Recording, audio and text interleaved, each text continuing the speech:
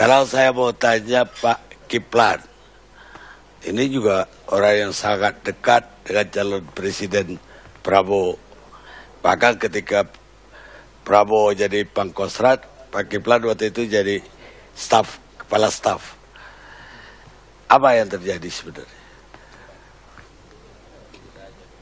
Ya. Assalamualaikum warahmatullahi wabarakatuh. Saya sebelum bicara ini, kalau pemirsanya nanti Mabes TNI, Mabes Polri, ataupun para purnawirawan dan veteran, ya saya minta maaf kalau nanti ada hal-hal yang dulu telah terjadi. Nah, jadi karena ini saya minta maaf, dan termasuk para keluarganya. Secara real, kejadian pada bulan Mei 1998 dan sebelumnya mengenai masalah penculikan itu, Prabowo kan sebagai komandan yang teratas.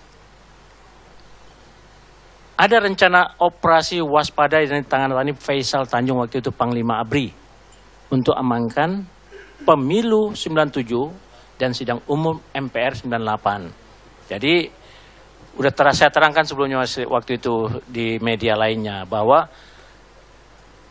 mereka bukan menculik. Menculik itu kan suatu perkataan etimologinya bagi orang-orang yang reformasi sekarang diculik katanya. Itu bukan culik, ditangkap karena melakukan pengacauan pemilu 97 dan sidang umum MPR 98. Itulah maka ditangkap ketika terjadi pemboman di Tanah Tinggi, pemboman di Bekasi, dan bawa bom mereka ini. Nah, kemudian ditangkap.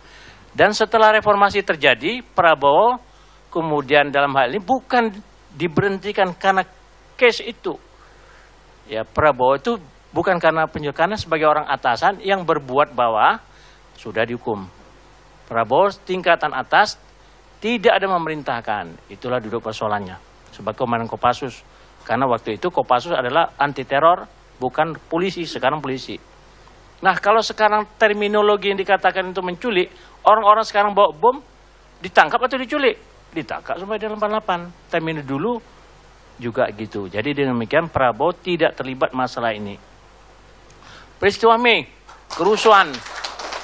Ya, kerusuhan Mei 98 dituduh pada Prabowo. TGPF, tim gabungan pencari fakta, yang Romo Sandiawan mengatakan bahwa ada rapat di Kostrad, yaitu hadir bangsa Buyung Nasution, Bambang Wijayanto, ada Rendra, ada Setiawan Jodi, ada Din Samsudin, meminta kepada Prabowo pada tanggal 14 itu untuk mengambil alih keadaan.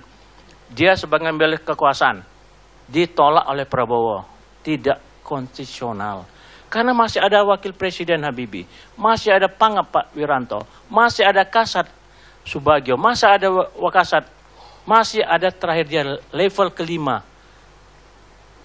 Kata mereka seperti kasus tahun 65 Pak Harto mengambil alih.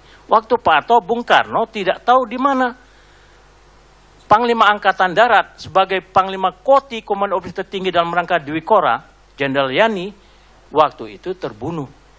Nah, situasi itu yang senior, Angkatan Udara sama Angkatan Laut tidak jelas kondisional kemana. Diambillah alih oleh Pangkostrat Pak Harto. Karena itu level kedua setelah Angkatan Darat, Panglima Pangkostrat. Sekarang dia level kelima. Waktu disarankan kepada Buyung Nasution CS supaya ambil alih keadaan, tidak mau dia. Nah, kenapa dia dituduh mau kudeta? Dari mana logikanya? Karena kerusuhan, tanggal 14 pertemuan dilakukan oleh Pangkostrat dengan tokoh-tokoh untuk buat kerusuhan. Kerusuhannya terjadi tanggal 12, tanggal 13. Masa rapat pertemuan tanggal 14 merancang tanggal 13? Di mana logikanya itu? TGPF. Jadi dengan demikian, Prabowo tidak ada niat, dan kalau diberhentikan karena itu ada pasukan liar, adalah tidak benar tindakan dilakukan ini. Jadi pemberhentian juga sebenarnya tidak sah akibat ada laporan mau kudeta. Itu dulu persoalan. Demikian aja. Jadi siapa yang bertanggung jawab terhadap kerusuhan? Panglima ABRI sebagai penanggung jawab keamanan mestinya bertanggung jawab. Siapa Panglima ABRI? Ya maaf aja. Ya, saya tidak menyebutkan Panglima Wadi pada waktu 98 itu. Harus bertanggung jawab. Tetapi ketika Habibie naik pada tanggal 22, beliau minta kepada Habibie dialah sebagai Panglima ABRI. Masa sudah gagal 13, 14, 15 dan kekacauan, tanggal 22 minta jadi Panglima ABRI. Saya waktu itu datang ke Habibie, bawa surat Nasution, maksudnya jangan lagi orang yang gagal pada tanggal 13, 14, 15, kekacauan sampai tanggal 22, jangan jadikan Panglima ABRI lagi. Habibie sangat hormat kepada Pak Nasution. Saya bawa suratnya itu. Tapi ketika saya mau bawa suratnya itu, tiba-tiba Sintong Panjaitan pada tanggal 22 itu datang dan nyuruh saya pulang. Saya bilang saya ditunggu sama Pak Habibie di rumah makan. Di ruang makan. Tiba-tiba datang Pak Wiranto. Loh, kalau gitu saya berhadapan dengan Panglima ABRI tidak enak. Masa membicarakan orang yang datang gitu. Jadi akhirnya kedudukannya sebenarnya yang bertanggung jawab itu adalah Pak Wiranto karena kekacauan 12, 13 sampai tanggal 22 kok jadi Panglima ABRI lagi. Beliau sendiri minta. Dan saya dengar sendiri waktu itu. Tadinya mau jadi Panglima ABRI-nya adalah termasuk Pak Endro Priyono. Rencananya Panglima ABRI, terus Menhannya adalah Pak Wiranto. Setelah itu diganti, saran kita adalah Pak Subagio sebagai Panglima ABRI dan sarannya Prabowo sebagai Kasat. Itu legal. Tidak, bukan itu mau kudeta kita datang. Datang pada Presiden menyampaikan.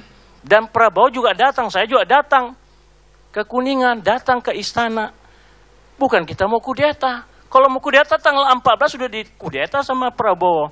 Dia tidak mau, dialah seorang demokrat dan dia konstitusional. Baik, kita rehat.